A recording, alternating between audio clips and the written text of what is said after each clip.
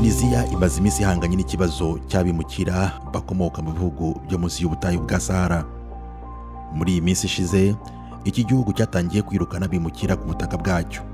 Kuri Tunisia, ibi byashoboraga kumvikana nk'aho ari uburyo bwo gukemura ikibazo. Nyamara byaramaganywe, bifatwa ahubwo nko kudaha ikiremwamuntu uburenganzira. Nyuma y'iminsi myinshi abimukira bagaragara mu butayu hafi y'umupaka wa Libya, amashusho yerekanye ubuzima bukakaye barimo. Aha bari ntibashoboraga gusubira muri Tunisia.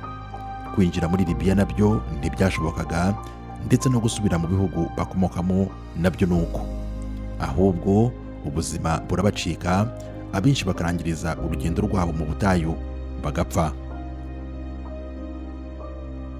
Amashusho yasohowe na Minisiteri y'Ubutegetsi bw'Igihugu yo muri Tunisia ejo kuwa kane yerekanye abashinzwe umutekano bahitwa Ras Jdir bavana abimukira ku mupaka Tunisia ihana na Libya babajyana mu bigo babafashirizamo biri ahitwa Tatawin na Medellin. Ibi bihugu byombi byemeranijwe kubafasha. Umubare w'abimukira bari mu kaga uragera hafi kuri 300. Muri bo Tunisia yemeye gufasha abagabo 76, abagore 42 n'abana 8, abandi bagafatwa na Libya.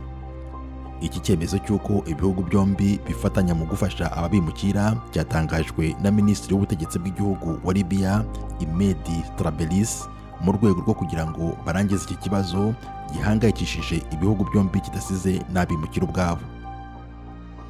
Itangazo ryasohotse ejo kuwa kane riravuga ko nta mwimukira n'umwe ukiri hafi y'umupaka ku buryo butemewe n'amategeko nyuma y'amasezerano yakozwe hagati y'ibihugu byombi.